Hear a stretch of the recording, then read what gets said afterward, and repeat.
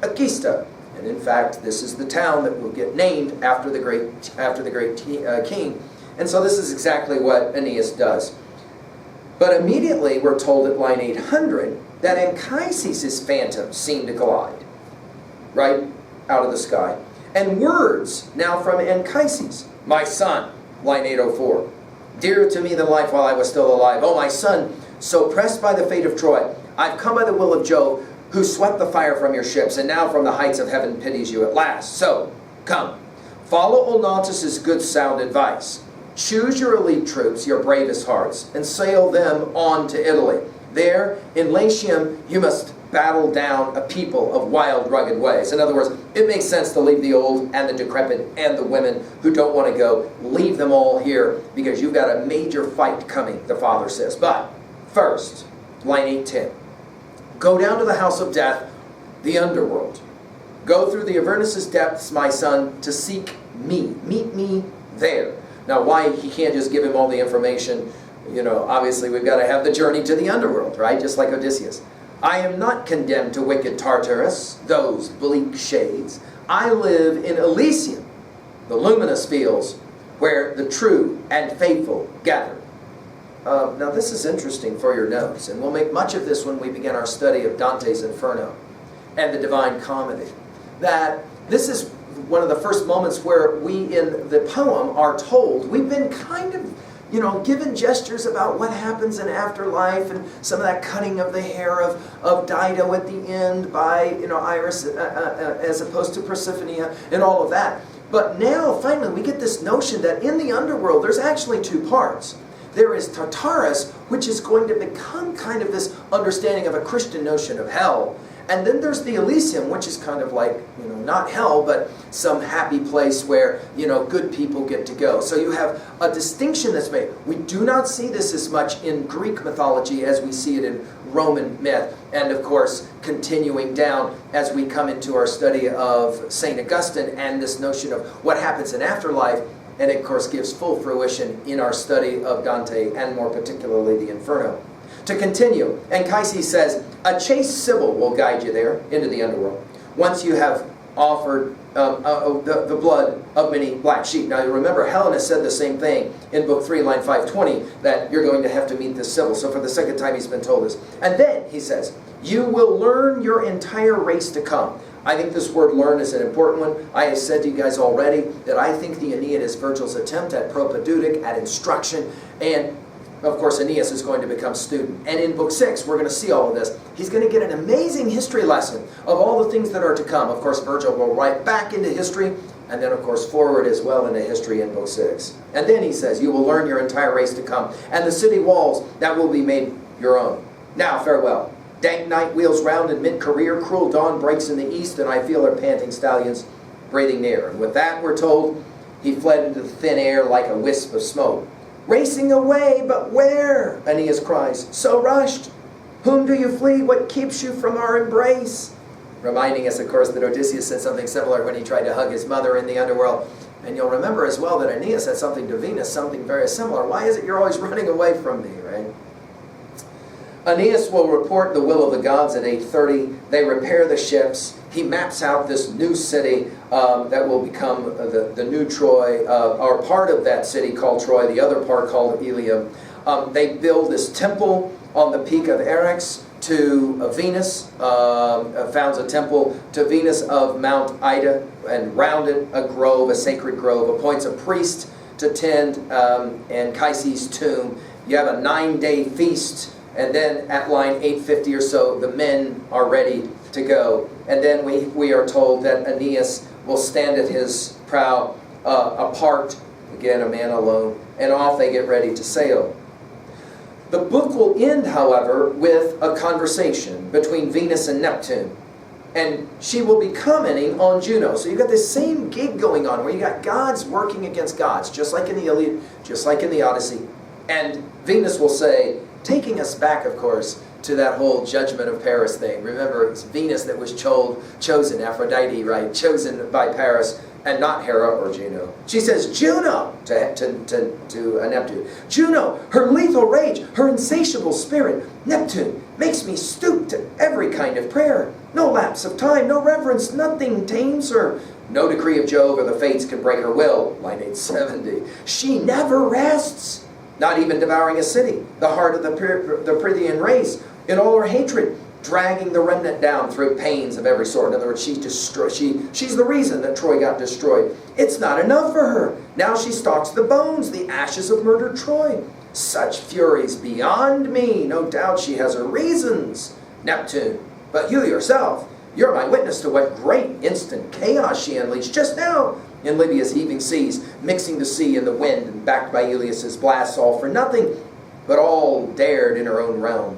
What outrage! Why, she drove the Trojan women down the path of crime, goading them on, and got the ships with fire. So hateful, the fleet lost, and their friends abandoned here on alien soil. The survivors, I beg you, give them all safe passage across your waters. Let them reach the Tiber, if only my prayers are granted, if fate will grant the Trojan city walls. Neptune, we're told, will comply in line 890. He will remind Venus, I had to save Aeneas from Achilles. This is the Iliad, book 20, line 314, right? He says, I wanted to destroy all of the city of Troy, but I still saved Aeneas, right? And he says it finally, only one will be lost. You'll seek and see one life for the lives of many men. In other words, I got to have a sacrifice. This taking us again back to Iphigenia, of course, and any number of other sacrifices. Polyxena comes to mind. Here we're going to have one more sacrifice of a poor man who has to be sacrificed. And then off they go. Lines 920 or so, Aeneas is happy. The buoyant spirit sees Aeneas' heart as off they sail. Palinurus is the end of our story. Poor Palinurus. At line 930, it's nighttime, and Palinurus will begin to want to go to sleep. Why?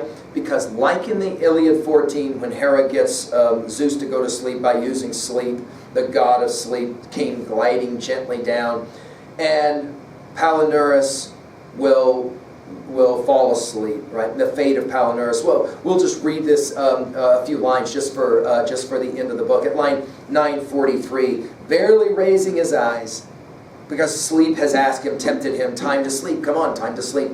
Palinurus answers, you tell me to forget my sense of the sea, the placid face of the swells, the sleeping breakers? You tell me to put my trust in that monster? How could I leave Aeneas prey to the lying winds, I betrayed so often by calm, deceptive skies? In other words, he says, I will not mess around with my duty to Aeneas. I will stay away.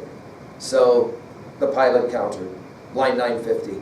Iron grip on the tiller, never loosening his grasp. His eyes fixed on the stars, but watch. Virgil, this is great. But watch.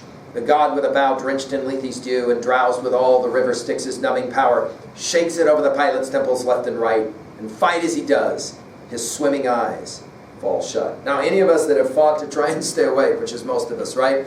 Preparing for an exam or something like that late into the night, or driving somewhere, we're trying to stay awake and we can't. We understand what's going on here, right?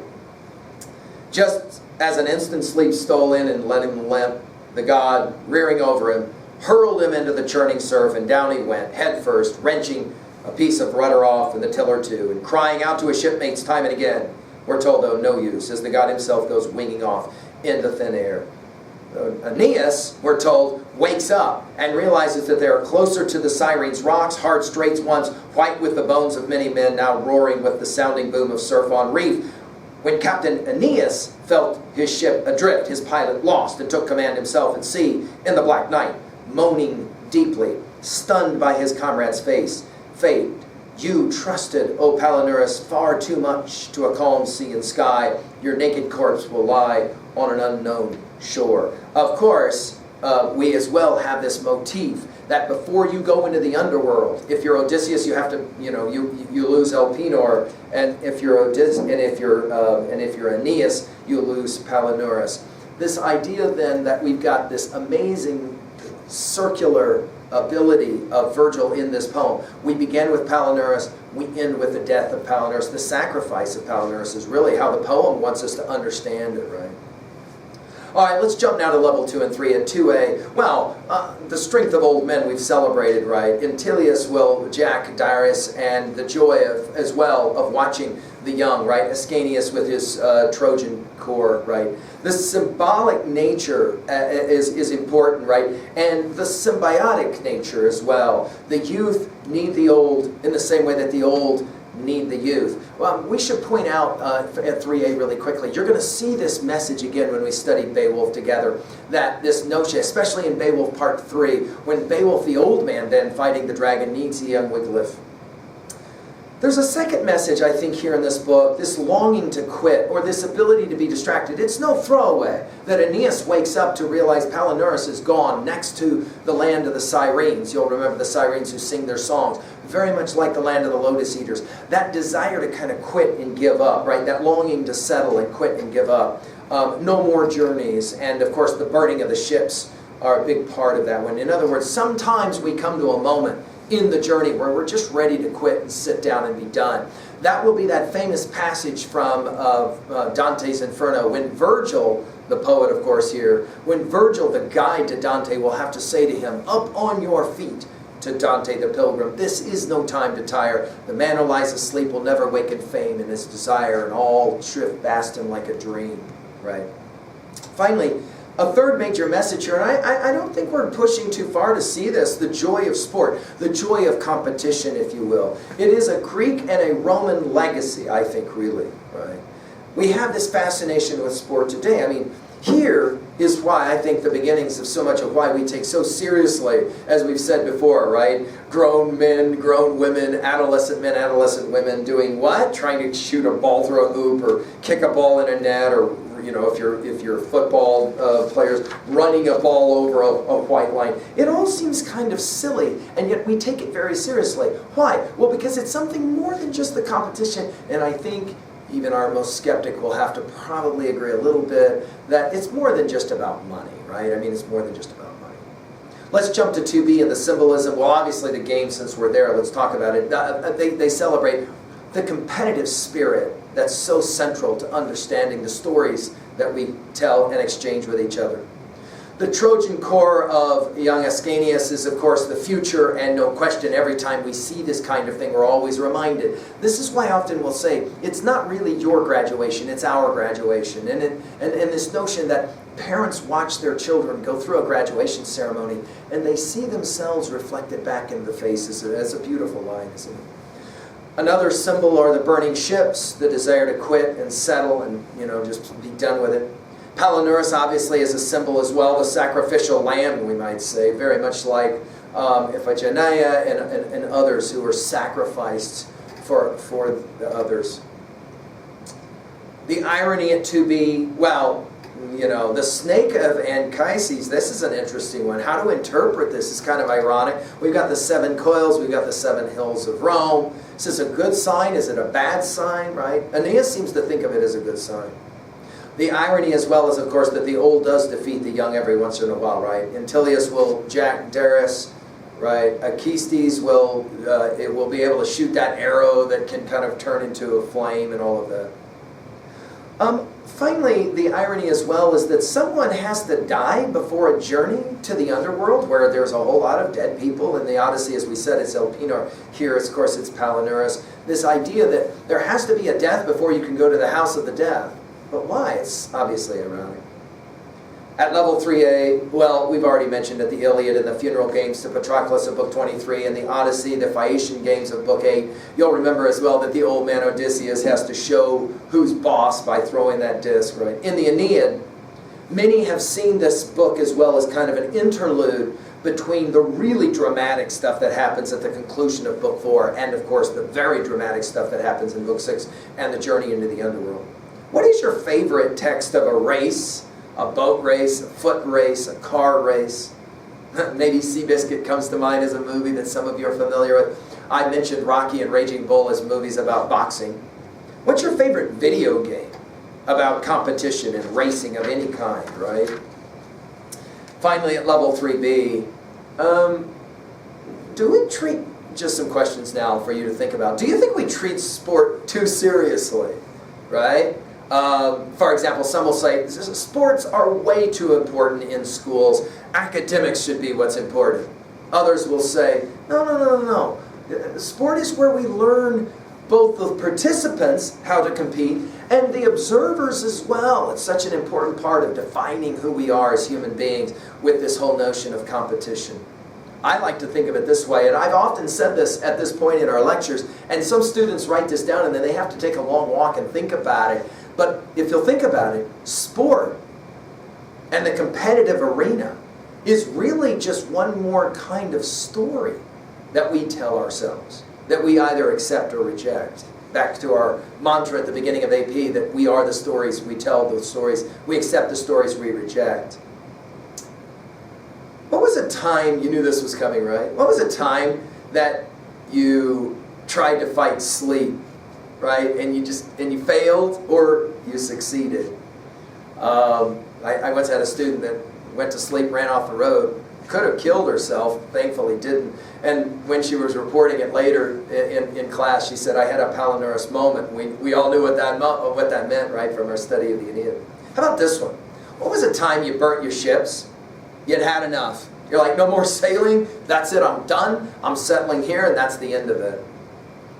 Well, that's book 5, and we now turn to the most famous, arguably the most famous book of the Aeneid, book 6, the journey to the underworld. Think of it this way as well. We are halfway through the Odyssey and the Aeneid when we do this journey into the underworld thing, right? In the Odyssey, it's book 11 out of 24 books. Here in the Aeneid, it's book 6 out of 12 books. We're obviously going to want to compare and contrast these two journeys into the underworld. And in fact, I'm going to ask that you do that very thing, where you make kind of a T-chart. The journey to the underworld at the top. On the left-hand side, put Odysseus' journey into the underworld. On the right-hand side, put Aeneas' journey into the underworld. What are the things they have to do before, right, they get into the underworld? What are the things that happen while they're in the underworld? And then what are the implications after they leave the underworld? I think that's an important comparison. And we're going to see the brilliant ways in which Virgil will use old kinds of ideas, like a journey to the underworld, to define a hero. But he does it in really brilliant ways. Of course, well, I mean, we have to say this. I've already said it a number of times, and we could have said it in 3A, and we'll certainly come back to this notion in 3A,